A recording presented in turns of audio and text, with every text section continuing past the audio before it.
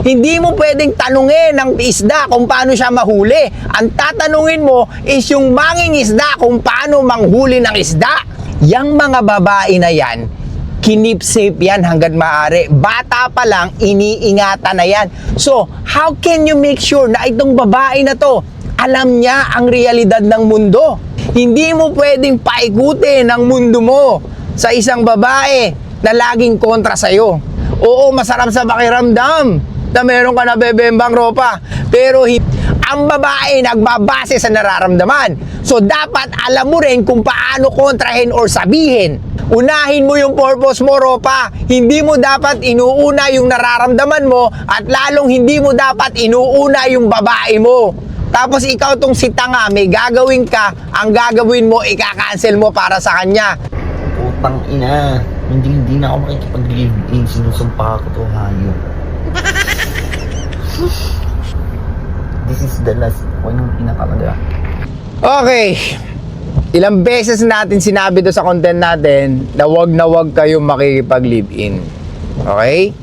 Dahil nawawala yung mystery at yung wondering ng girlfriend nyo. Lalo na kung wala naman kayong anak. Okay? Pag ang lalaki nakipag-live-in sa kanyang girlfriend, tandaan mo, you lose. Okay? Tandaan mo, by default, talo ka na. Why? Kasi nga, gusto nitong babae na to na magsama kayo para mas gumaan ang buhay niya.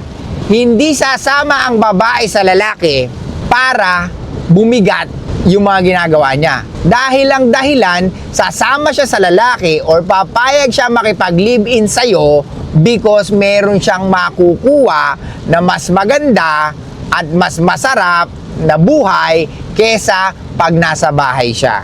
Maliwanag. Uulitin ko mga ropa. Nakikipag-live-in ang babae dahil panalong-panalo sila. Or, pwedeng na-convince mo dahil needy kang hayop ka. Gusto mo at akala mo mabebembang mo siya palagi na nakalimutan mo na hindi mo alam ang babae ay extractor. Okay?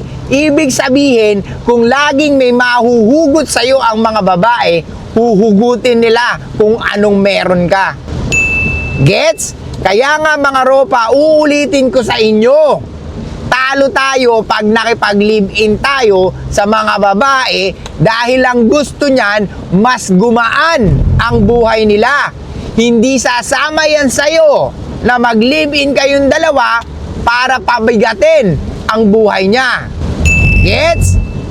Unang-una, alam niya sa sarili niyang magastos mag-isa bilang babae. Pangalawa, kung meron lalaki na willing siyang ibahay at ibibigay ang mga bagay na pangangailangan niya, sino ba naman siya para tumanggi, ropa? Dahil tandaan mo, ang mga babae mas didepende sa mga lalaki kesa gawin nila yung mga bagay na mag-isa.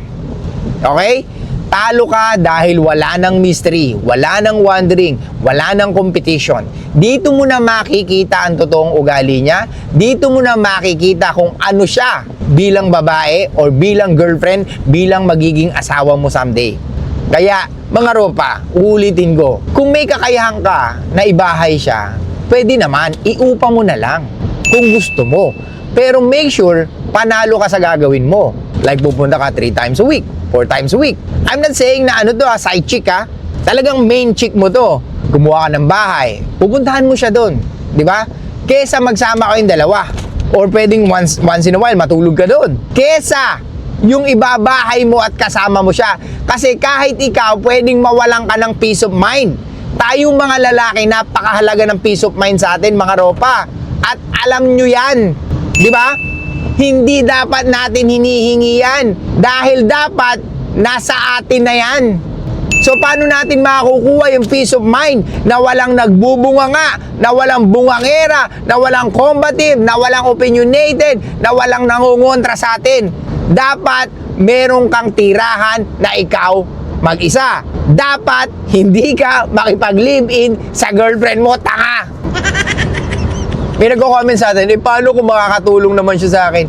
Regardless, Yung mga bagay na pwede niya maitulong sa'yo, pwede niyang gawin yon kahit hindi kayo magkasama. Okay? Huwag niyong gawing excuse na mapapadali ang lahat. No, it's not. Ang babae, nanggagaling sa emotion nila.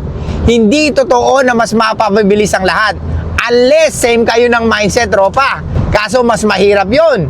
Pag parehas kayo ng mindset, pwedeng lagi kayong magtalo, tropa. Tandaan mo, may leader, may follower. So kung hindi siya marunong sumunod at lagi niya kinokontra sinasabi mo, do you think makakausad ka?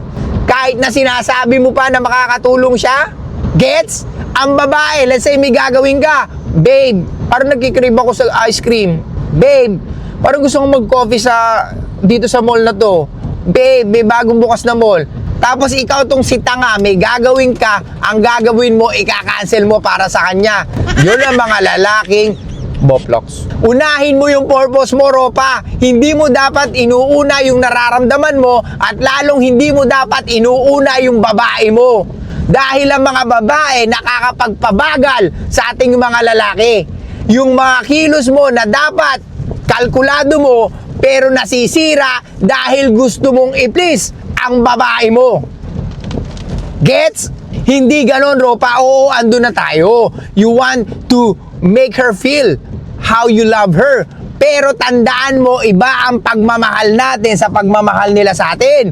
Ang pagmamahal natin sa kanila is yung dapat may mai-provide ka at kung paano mo sila protektahan kahit sa sarili nila. Ang babae nagbabase sa nararamdaman. So dapat alam mo rin kung paano kontrahin or sabihin sa kanila na hindi dapat sila nagpapadala madalas sa nararamdaman nila. Kasi maniwala ka sa akin, madadamay ka. Pati kinabukasan mo, pati purpose mo. Maraming lalaki na tikom ang bibig ngayon dahil alam nila na biktima sila ng bunganga or ng panggagaslight ng girlfriend nila. Gets? Mga ropa, huwag puro Oo, masarap sa pakiramdam na napapasaya mo siya. Oo, masarap sa pakiramdam na meron ka na bebembang, ropa. Pero hindi yun ang purpose mo, ropa. Lahat ng yun ay panandalian lamang.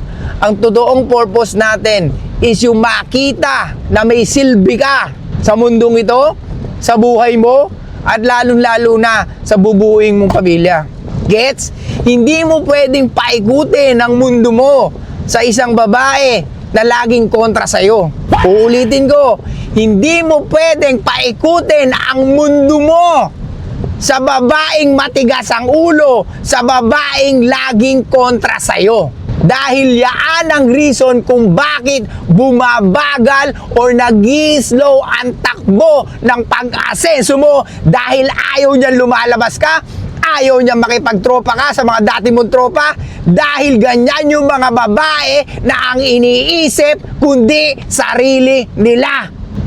Tapos, akala mo pagiging faithful siya? No, it's not. Yung mga ganyang babae na kinokontrol ka, yaan ang katapusan ng karamihang lalaki sa mundong ito. Yung sinusunod nila yung girlfriend nila dahil akala nila mas tama ang pagdikta ng girlfriend nila para sa kanila. Uulitin ko, ropa, yung mga babae na yan, kinip safe yan hanggang maaari. Bata pa lang, iniingatan na yan. So, how can you make sure na itong babae na to, alam niya ang realidad ng mundo? Kung ang sitwasyon niya, lagi naman siyang nasa loob ng bahay.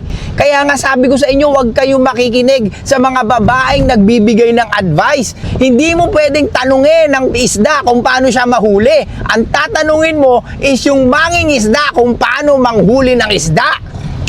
Gets? Alam ko na dahil na kayo kasi babae nagsasalita. Akala nyo alam nila kung anong gusto nila. No! 99% most of the fucking time hindi nila alam ang gusto nila. Kahit ikaw nga bilang lalaki minsan naguguluhan ka rin. Hindi mo alam kung anong gusto mo, di ba? And how much more sila, ropa. Gets? Magagalit na naman yung iba dyan. Okay na sana, kaso sumisigaw-sigaw pa. Eh di hinaan mo yung volume mo or eh di huwag ka makinig. Di ba? Kikinig na lang, nagre-reklamo pa. Eh di mga mabilis ma-trigger. Dapat di kayo mabilis ma-trigger, mga ropa. Okay? So kahit ano sabihin ng mga content creator, hindi kayo dapat bigla-bigla nagre-react. Basta-basta. Isipin nyo muna yung reaction na gagawin nyo kasi baka bandang huli, magyari kayo kay Boying Rimulya. Gusto niyang i-reverse yung kaso ni Joel Villanueva, tapos nagulat siya, acquitted na pala. Oh. Pahiya ka, yun ang unang project mo kasi gusto mong guluhin Gusto mong guluhin yung nangyayaring investigasyon sa flood control. Gusto mong ilipat, gusto nyong i-divert. Di ba? Ano lang nangyari? Di napahiya pa siya. Pero kung napapansin nyo mga ropa, unti-unti nang lumalayo yung usapan sa flood control. Ganyan sila kagaling mang-manipula.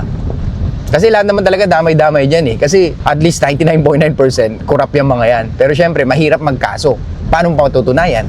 Syempre, yung mga politicians na yan, matatalino yan. Magnanakaw ba sila na alam nila makukulong sila? Di ba? Kaya nga, yung mga nakulong na politicians na nagnakaw, medyo tanga yung diskarte. Pero ngayon, natuto na sila, alam nila kung paano gagawin. Di ba?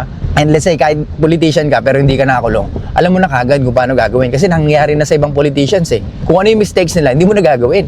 At kahit alisin pa lahat ng pork barrel or PDAP or anything, or yung ano na yan, insertion na yan, makakakuha pa rin sila ng pera. Dahil yung mga tao na yan, gagawa ng way para kumubra. Anyway, balik tayo. Uulitin ko mga ropa. Pag ang girlfriend nyo, pinipigilan kayo na gawin to, ayaw na magtropa kayo, well, kung yung mga tinotropa mo rin naman is parang walang pangarap, of course, magagalit din talaga siya. Pero kung yung tinotropa mo, it's more on about business, more on about sa pag-asenso sa buhay, sa pag-angat sa buhay, then wala siyang karapatang pigilan ka. At unang-una, hindi mo siya nanay.